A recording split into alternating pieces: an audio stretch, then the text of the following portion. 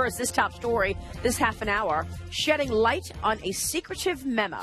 The House Intelligence Committee voted yesterday to publicly release a classified memo that alleges the FBI and Justice Department illegally spied on the Trump campaign in 2016. President Trump now has 5 days to make the final call on whether the public will see this memo. The effort, spearheaded by Committee Chairman Devin Nunes, drew praise from Republicans and was roundly condemned by Democrats. Watch. Releasing the information isn't going to be about Rod. It is going to be about people who were in charge of potential clandestine operations before the president was sworn in, of course. But we need to know that, just as in Fast and Furious and Benghazi, people need to know what happened when something went wrong. We're talking about releasing information that is the most sacred to our nation's safety. So why would, on partisan lines, this committee vote against allowing the Department of Justice, the FBI, or any other intel agency come brief the full body here and explain the concerns they have with doing what they're doing? Joining us this morning is America First Action spokesperson, former spokesperson for Donald Trump's presidential campaign, Katrina Pierson. Katrina, thanks so much for joining us. Thanks for having me. Good morning. So what are your thoughts on the decision to release this memo? I think this is something that absolutely has to be done. We're in a situation where Donald Trump beat Hillary Clinton, and all we've heard since is Russia collusion. This is something that the Democrats have been pushing since day one as the resistance. And now we have an opportunity to show all of America what the House Intelligence Committee has come up with. You have Adam Schiff, who's been very consistent in saying that there's evidence, and no one can seem to find that. So now we have an opportunity. The House Intelligence Committee investigators have viewed documents from the FBI as well as the DOJ, and this is simply a summary. So the people need to know what is in this memo. How is it possible that you could keep on an investigation with no evidence of any collusion, and yet we have evidence of bias by just looking at these leaders at the FBI and what they've been saying to each other? I mean, take, for example, Christopher, the text messages between Peter Strzok and Lisa Page, where they say we need an insurance policy should Donald Trump win the White House. And we've got the text messages, and they keep on coming out, and we're starting to uncover more and more and what they mean, and who knows what parts are real, what parts were they joking. I don't know how one of these guys ever worked based on how much they were texting each other. We've also got the Nunes report, which we're most likely going to see as long as Trump does nothing to block it in the next 5 days. And finally, we have the IG report coming in from the Department of Justice looking into how the FBI handled the Clinton emails. Any one of those things, or just getting sick of this and wanting to retire, could have impacted McCabe's decision to resign before he was either demoted or even potentially fired. Is there anything in this memo that is so clandestine that the public should not see? I don't think so. And I also say that there was collusion uncovered. It just wasn't with the Trump campaign. This was with Hillary Clinton's campaign and the DNC. And maybe that's why the Democrats don't want this memo to come out. And I think there's also evidence that there are other members in Mueller's investigation that are also compromised, like McCabe, Rodenstein, for example. We need to know who signed off on the FISA warrants. We need to know, what did they use? Did they really use the unverified dossier? These are the things the public needs to know, because the Democrats, again, this was their push to delegitimize the presidency of Donald Trump. They demanded to know if there's Russia collusion. Everyone said we have to find out and get to the bottom of this because it's sacred to our country. We have to preserve our elections process.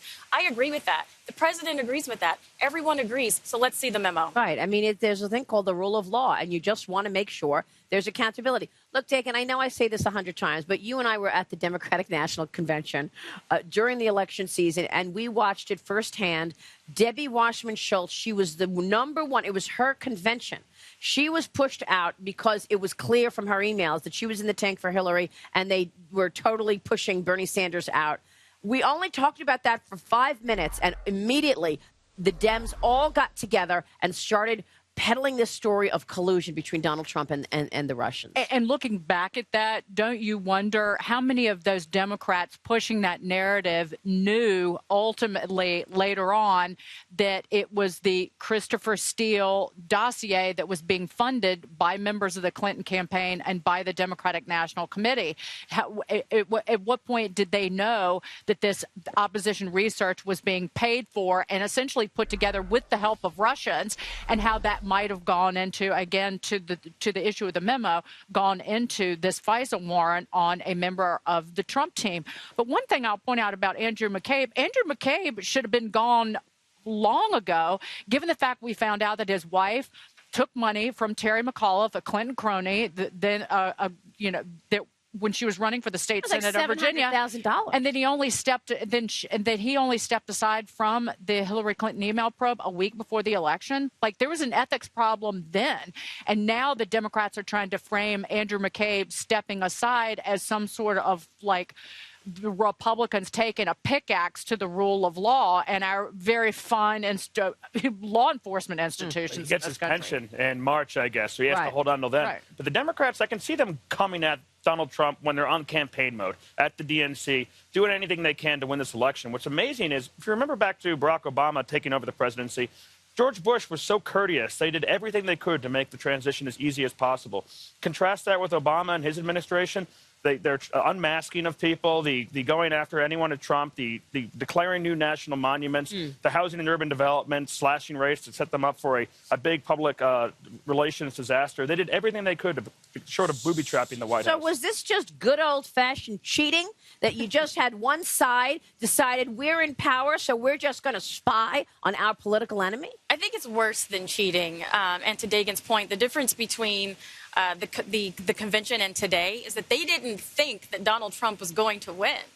So the problem they have now is covering their tracks. And so this is now a conspiracy to essentially overthrow the sitting president of the United States, because this is something that has continued and it has to stop. So Jim Comey tweeted about McCabe's decision. Obviously, Andrew McCabe, the deputy director at the FBI. Here's what Jim Comey said on Twitter. Special Agent Andrew McCabe stood tall over the last 8 months when small people were trying to tear down an institution we all depend on. He served with distinction for 2 decades. I wish Andy well. I also wish continued strength for the rest of the FBI. America needs you.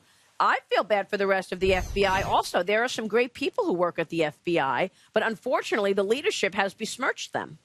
The leadership has besmirched them. They have really discredited a lot of the work up until now on the collusion efforts, because we do know that not only did Hillary Clinton and the DNC work with individuals inside the government to try to rig this election and push the Russia investigation, but they were doing it today. They were doing it, and Mueller has some of these people on his team. This is exactly why this memo needs to come out, because those people need to be identified, and there should have been recusals from the beginning. And this is the problem. A lot of Americans are really upset and frustrated because Donald Trump won this presidency hands down, and they have been trying to take it from him, and now they've been utilizing government resources and illegally spying on American citizens. And with McCabe and others hitting the bricks, cleaning house at the FBI is not a conspiracy. It's a necessity. Absolutely. They botched the Hillary Clinton email probe. They potentially inserted Russian-funded information or Russian-gathered information by Christopher Steele into the presidential election.